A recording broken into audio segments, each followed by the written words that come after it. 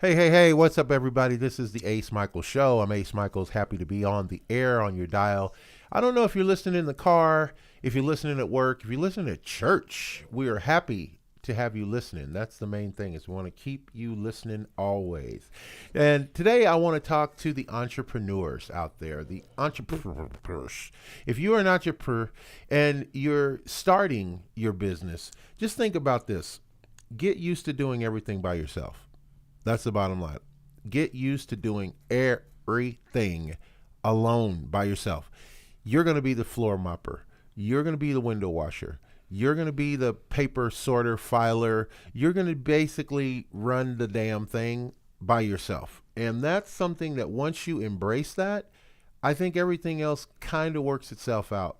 But it's a tough one. It's a real mood adjustment, if you will, when you start running your own business and you start realizing that, hey, man, this carpet is dirty. Somebody needs to, oh, that's my job.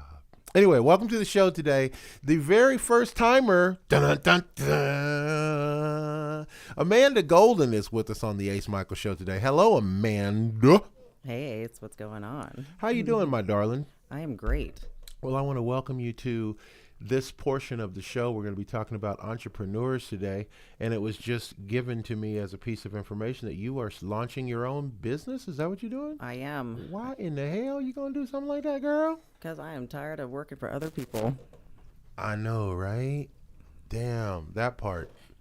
Right. Well, let's talk about all of that. So the history of you working for other people, when did that start? How much stuff have you done for other people? How many years have you dedicated to slaving your ass away for the man? Well, let's see. I'm going to be 40 this year. So I started working when I was 14. And what kind of jobs have you held? I've done things from cleaning out cattle stalls and horse stalls to pretty much owning I've been a partner in a business, a pizzeria, and yeah, I've done everything in between. Own, manage, micromanage. Tell me about this cleaning out the horse stalls. That seems like too much work for a human to do without a lot of money in their pocket. Well, when I'm from Texas, so I used to have to get up at 3:30 in the morning, and just that was my job. Had to go clean out horse stalls and feed everybody, feed all the animals on that farm.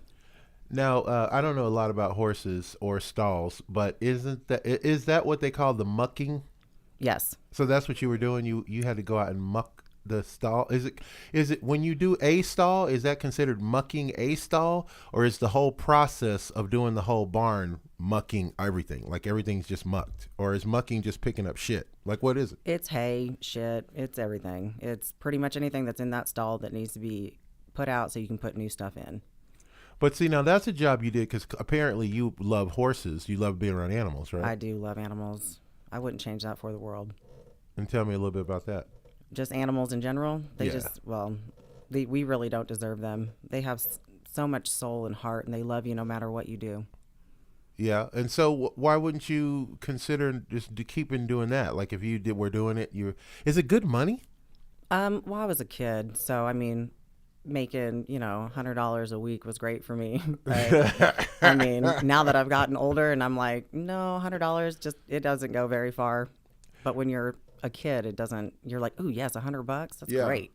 Kid wages are totally different. Like people even offer kids wages that are ridiculous versus what they would pay an adult to do the same thing. They're like, hey, yeah. hey, kid, why don't you sweep this whole front of the thing? I'll give you $5. And kids are like, yeah, woohoo, $5. It's crazy. Yeah, they're looking at, ooh, I can go buy some candy with that. And well, when I was growing up, bubble gum wasn't as expensive as it is now. Right, a penny could buy you plenty. Yes, it could. So now, what other kind of jobs did you do? So after that, I got into, I started bartending when I was 16. So it was just pretty much that industry from here on out. How do you bartend when you're 16? Well, back home in Texas, I had some really good friends. Their parents owned a bar and restaurant, and they let me get into the service well. I told them, I'm like, I want to learn. So they're like, well, get your ass back there and start learning. So I which, did. which sounds like a very Texas answer to pretty much any question. Just get your ass back there and start learning. Yep. So they're like, you got all the tools back there. Go create. That's nuts. Wow. Okay, so that brings you to at some point you were modeling. I had people that loved to take pictures of me, so I helped a really good friend of mine with some boudoir photo shoots that he was getting into and asked if I would help. So I've done that. And then I recently just came back from Cancun, and my boyfriend and I got professional pictures done, and I took a lot of the modeling pictures there, and I was quite happy with myself. I was like, damn, that's me. Yeah, this is what 40 is going to look like. This is awesome. So professional photography makes a big difference, right? It does, absolutely. Besides on your regular phone camera, I mean, you can do a lot with your phone, but getting that professional photography just makes you look at yourself a completely different way. It just, you don't look at the flaws you have. You're just like enamored by the body and the temple that you own. Tell me more about that. I love this body and the temple thing. I've seen some bodies that I would agree are temples. I'm not so sure that mine is a temple. I think mine might be more of a warehouse. But tell us a little bit about this body as a temple thing. Educate me on that. Your body is your temple. You are the spirit that embodies everything around you. This is your vessel. So you have to keep it clean. You have to keep it just beautiful, and you have to love it no matter what shape or size it's in. The confidence comes from within and knowing that you are okay with who you are and how you look. If you want to be better, then you have to change that. Your body will always change with you, but your mind has to follow as well. Now, this sounds like good advice from somebody who's been through a body transformation. Were you ever like, let's say, pleasantly plump? No. And then you had to learn to love yourself in your thickness? I wasn't. What came from mine was I am actually an ovarian cancer survivor. Oh, wow. So I have a ton of scars on my body from being cut open and just the surgeries that I've had. I don't have a gallbladder. I've had gallbladder surgery.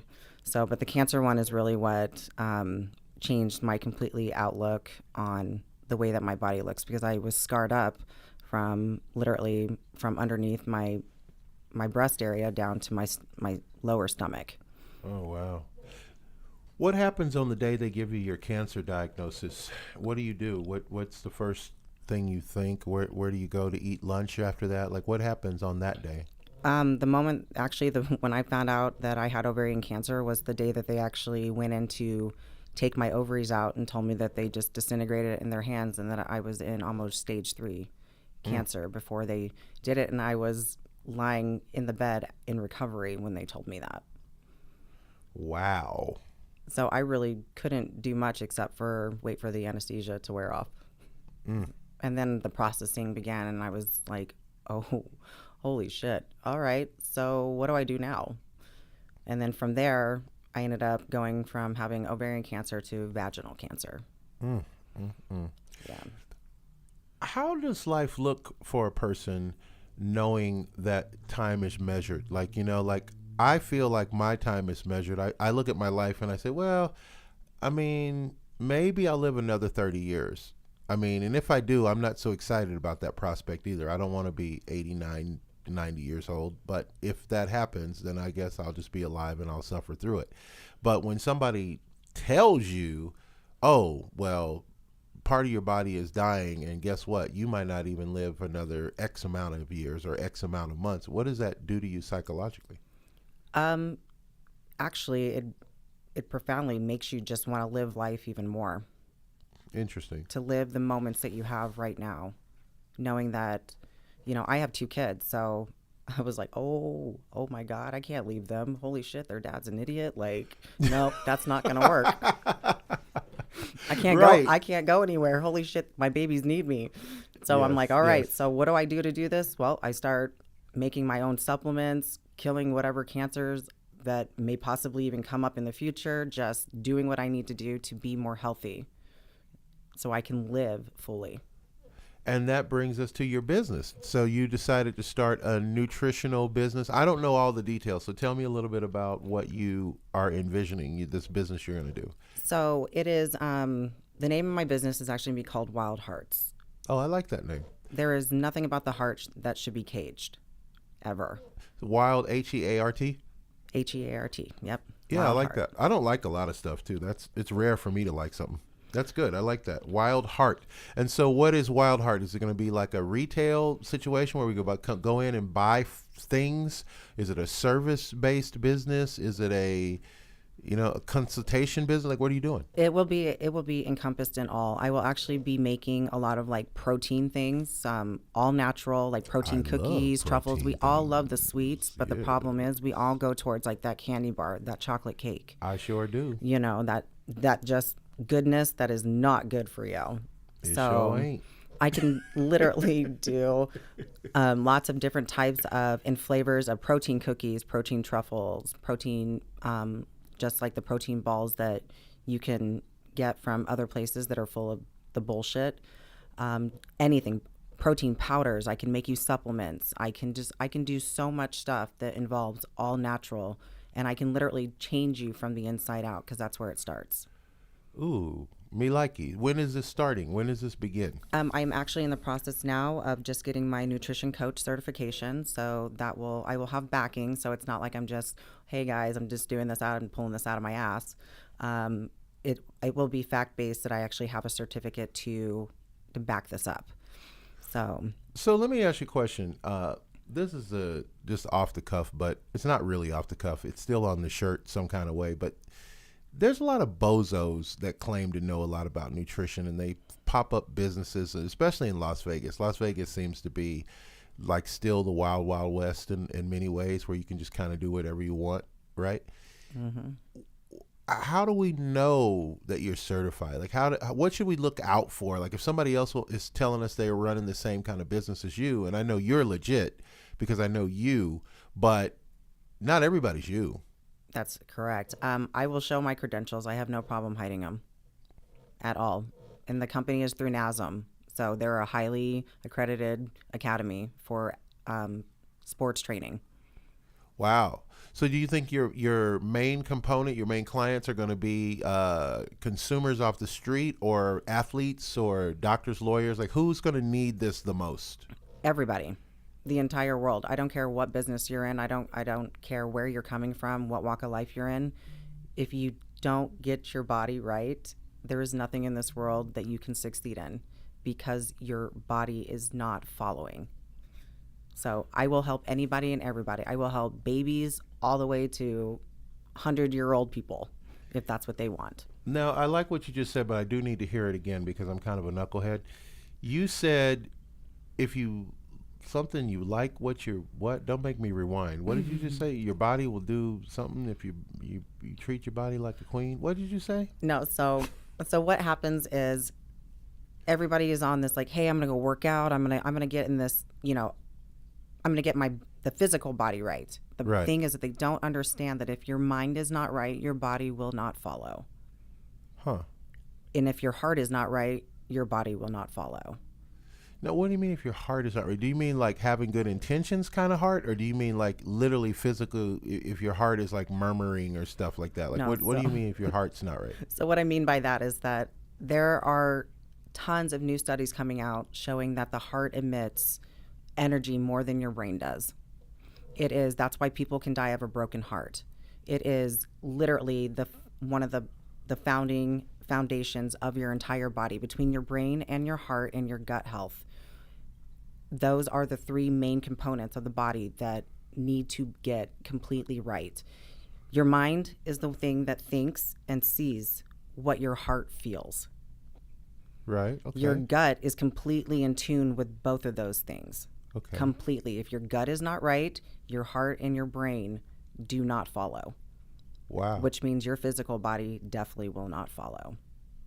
Interesting. So a person who drinks or smokes pot or does drugs, you're saying that some part of their body is damaged by that, in which case everything else really will be. So Yes. the only way to really maintain a healthy quote unquote balance is not to do anything that affects your heart improperly, affects your gut. So you gotta maintain a whole lot of stuff, man. Is that what you're saying? Well, you do, but it's also like putting the energy in to get to release the energy that doesn't belong anymore. Well, I want to know about this. So tell me about putting the energy in. Where do you get the energy in from in order? Go ahead now. Go ahead, girl. Okay, so Speak on it. Speak on it. all right. Teach, preacher. As everybody knows, we're all energy. Everything around you is energy. Okay. So it's invoking the positive energy, and it's the when you look in the mirror, you're going, you know what? I love myself. I love my body. I love it. You know what? This is what I want in life, so I'm going to put it out there. I want to start my business. You know what? I know that my business is going to help people, and I throw that out there, and the universe is going to tell me, you know what? You're doing this pure intention. I'm sending you love, light, energy, and it's coming back to you tenfold as I'm getting rid of all the negative energy. Like, for example, if I told myself, you know what, I look in the mirror and I'm like, I'm ugly. I'm so ugly. Well, guess what? My body is going to start showing me that I'm ugly. And so everybody else is going to see it. The more you tell yourself those negative thoughts, the more your body is going to internalize it, and it will start internally destroying you. So on top of doing other things like the not so great drugs, heroin, cocaine, things like that are all man-made, and put in from battery acid to whatever else they put in it, it's destroying the inside of you, and you're literally invoking and embodying that negative energy, and it's harvesting inside you. Wow.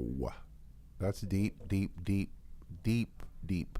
Where did you get knowledge like this? Was it a course you took, or did you like hang out with some Native Americans? We used to call them Indians, but now we call them Native Americans. Some NAs. Did you hang out with some NAs? Learn this? I have actually gone through. I'm actually in a spiritual course as well, to get certified for tantric therapy, to get certified in what we call plant medicine, so which is like your ayahuasca and the like toad medicine and things like that brings you back into that godly state of mind and puts your body and your soul at rest and helps you to be able to see the purpose on this earth. We are all humans. We are all here to help one another.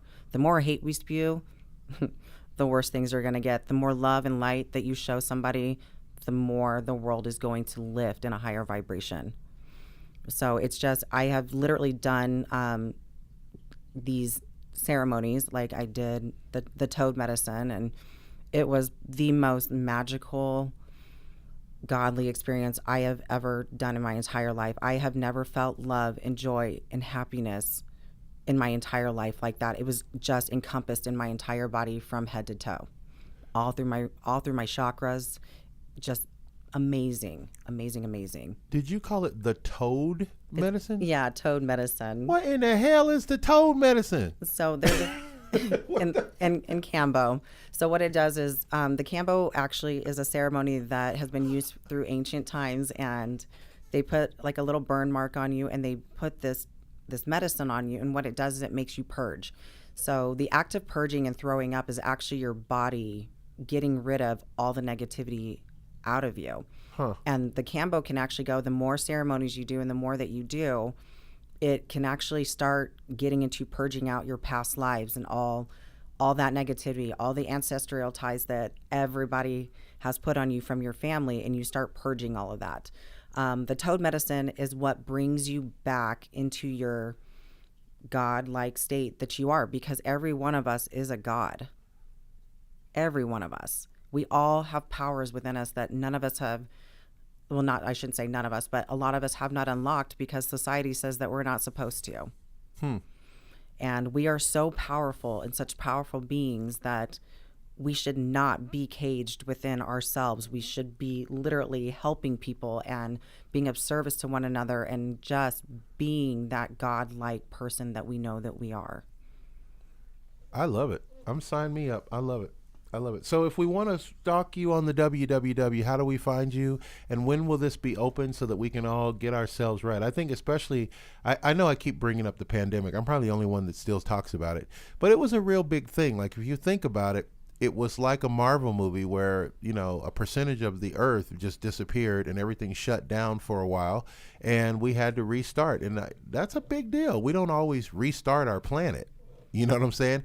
But we did restart our planet, and we went from, there were videos that were posted like a month after we had done the lockdowns where there weren't so many cars and the ocean was looking good, the forest was looking good. You could see up in the sky, real blue, skies for once in a never happened before.